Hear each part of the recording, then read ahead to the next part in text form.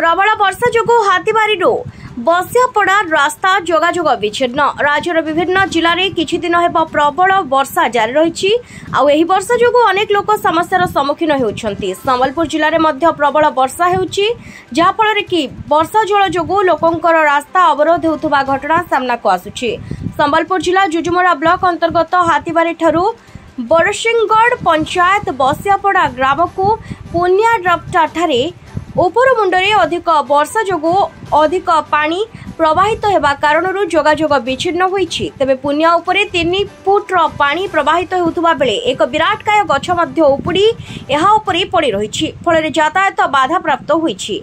विशेषकर एही रास्ता दे स्कूल कॉलेज जाउथुबा छात्र छात्री माने बेस प्रभावित हेउछन्ति। सेमानकर पाठपढ़ा रे बाधक साजिछि। एही बसियापड़ा ग्राम को संयोग करुथुबा पुनिया रप्टा रास्ता बस चलाचल ठप होईछि। तेबे एपरि समस्या जोगु एही रास्ता रे एक नूतन ब्रिज निर्माण पई स्थानीय अंचलर लोके दाबी करिसेंति।